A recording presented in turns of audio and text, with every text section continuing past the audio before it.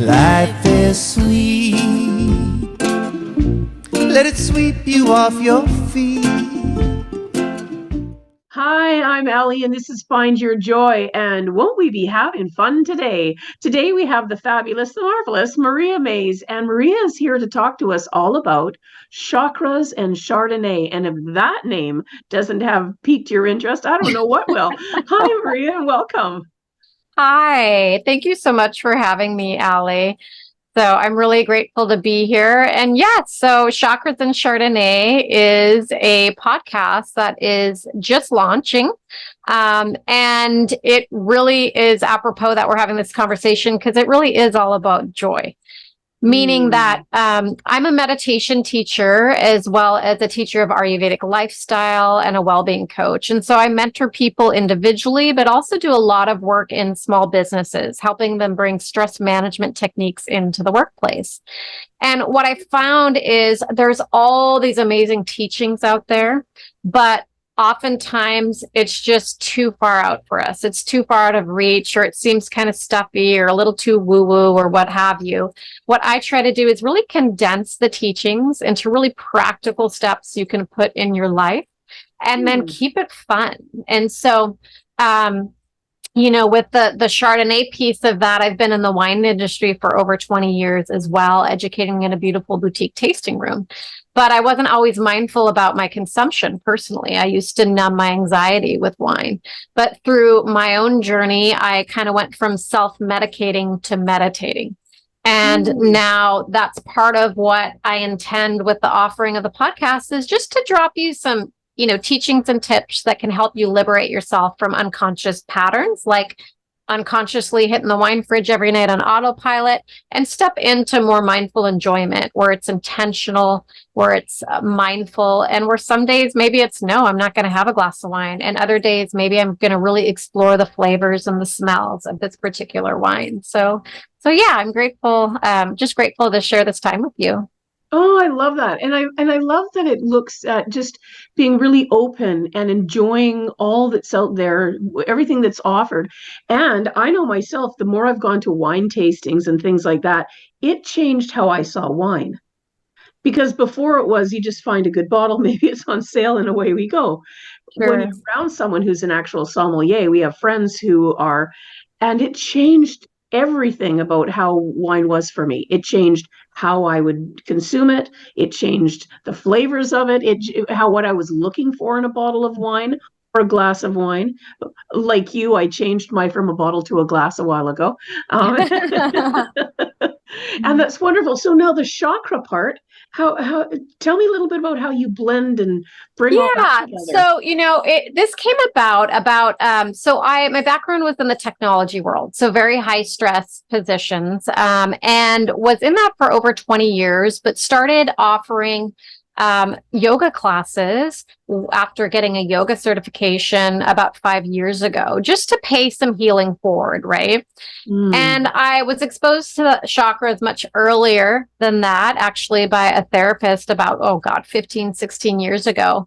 Wasn't really interested in exploring more, was just at a period of my life where I just wanted to get a quick fix, right? I just needed to step out of a very difficult time through, the work that I was doing with my therapist, but it set a seed in me, the chakras thing. And fast forward to today, as a result of the pandemic, I decided to pivot and step into my purpose work and really take these additional teachings that I had been certified in to others rather than, be on the other end needing them. Right. So, and I practice what I preach. So everything that I use, whether it be chakra activation, whether it be yoga, whether it be breath work or a mantra meditation, those are tools that I use to keep myself mentally and physically vibrant, right? Because it's a daily practice, right? So all these things help me as a working parent. So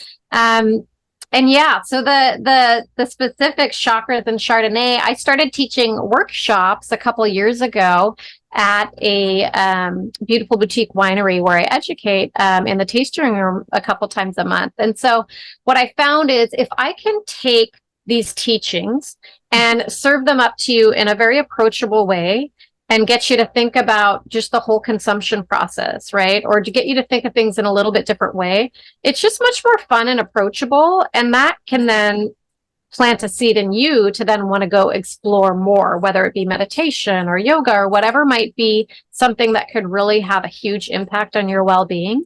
And so I have done that locally for several years now and had such great feedback off those that this podcast is a way to actually bring that to a larger audience so that more people can maybe benefit from these teachings. So, oh, I love that. And what I'm really, one of the things I really love about it is that it like he said, the woo. I'm quite a fan of the woo, as long as there's, a science base with it and things like that, or maybe whatever, right? Unicorns and rainbows are my thing at times, for sure. But what I love about it is that you're talking about the healthy consumption. But not that a person has, sometimes I think people feel like they have to be one, or I'm this or I'm that. I'm into health and wholeness, or I'm into going and having some wine with friends. And I think that's where we have these polar opposites, where people get stuck in this place where they don't feel like what I can't do this if I do that. I love that you're bringing an inclusiveness that says we can do both, but both with balance. Yeah, I appreciate you catching that, because that's something that I had to come to personally within my journey, in that I was feeling such a pull and a call that I really need to step more into this mindful tasting. The wine industry, you need to really this piece of self-medicating and alcohol, and can we step into it mindfully, was really pulling me. But I felt, well, how can I do that? I'm a meditation teacher. I'm a well-being coach. I'm all about health.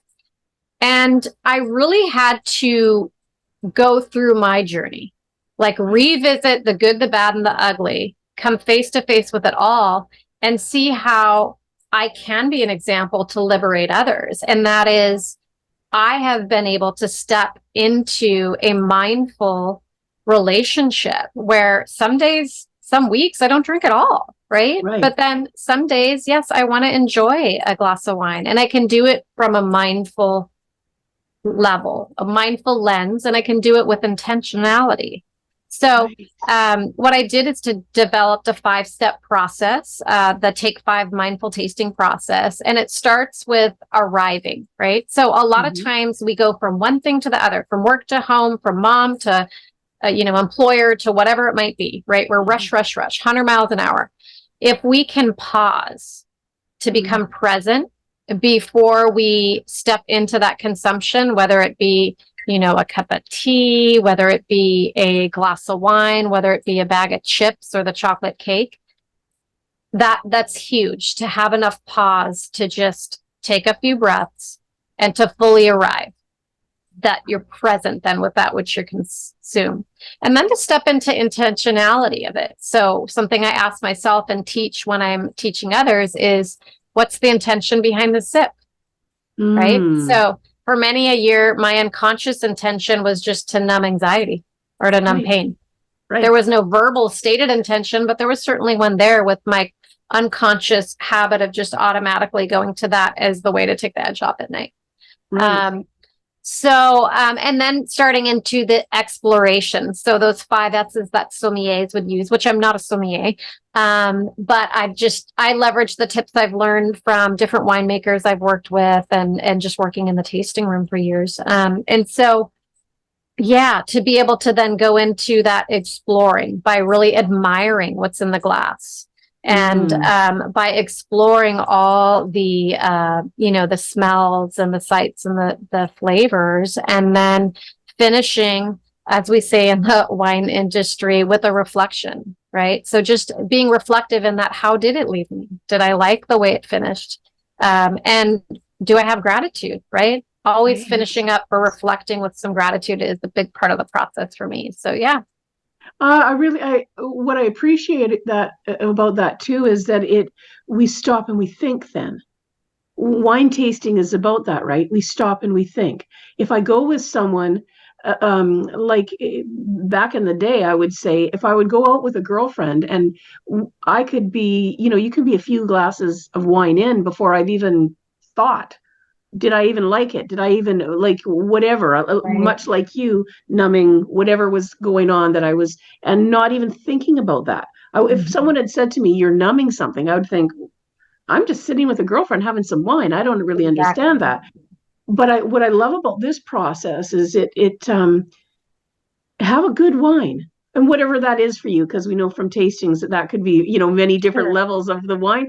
But have a good wine, have a good chocolate, enjoy whatever that is, and really taste it fully and enjoy it fully, and go for a walk, do some yoga, do some meditation. I love the blending. I just find this very interesting that we're getting to a place now where it doesn't happen, and not everything's black and white, Yeah, it really yes doesn't or have. no, this or that. And I really appreciate that point too, because, in my own kind of conflict on that, I had to look at, I do have a being that's very well, right? My being is very well because of all these daily practices that I put into place. And one of them Mhm. is mindful consumption. But it doesn't mean that I've completely said I'll never have wine again. It is, I'm going to consciously step into it when I know that it's not gonna affect my sleep because I'm not gonna drink it too late. I don't have anywhere to Right. drive. I don't have, all these different things that go into play, but I can only get there if I pause and become present. And the fastest way to Mm. become present, whether it's for a family member, whether you're going to give a presentation, wherever you need presence, which is pretty much anywhere, right? Right. Is to use the breath. So by taking 5 deeper than normal, slower than normal breath cycles, we will drop into a state of presence. And so that's really Beautiful. important to do anytime you sit down to consume anything, whether it be food, wine, coffee, or even media. Right. Well, that's a whole other.